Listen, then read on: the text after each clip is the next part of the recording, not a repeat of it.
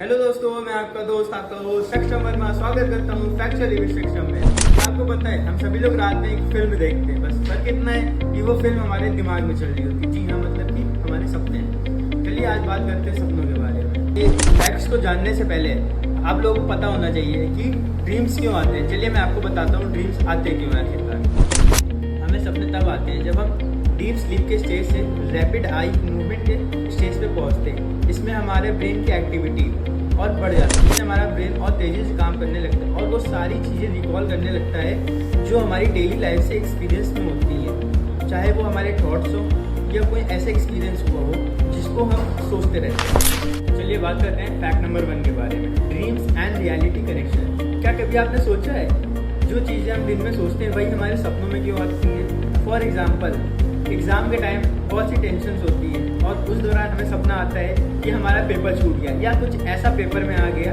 जो कि हमने पढ़ा ना हो।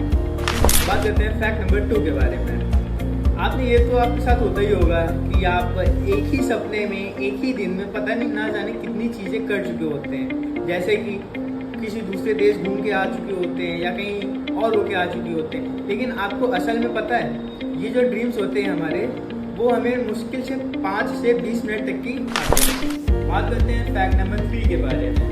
हम लोगों के साथ ऐसा तो होता ही होगा कि हम लोगों ने कोई हसीन सपना देखा हो और उसके कुछ ही देर बाद हम लोग उसको भूल जाते हैं, उसकी डिटेल्स जो होती है उसको भूल जाते हैं। रिसर्च कहती है उठने के 5 मिनट बाद ही 50% ड्रीम हम लोग भूल जाते हैं और 10 मिनट बाद 90% ड्रीम्स की डिटेल्स हम लोग भूल जाते हैं। बात करते हैं फैक्ट नंबर 4 के बारे में।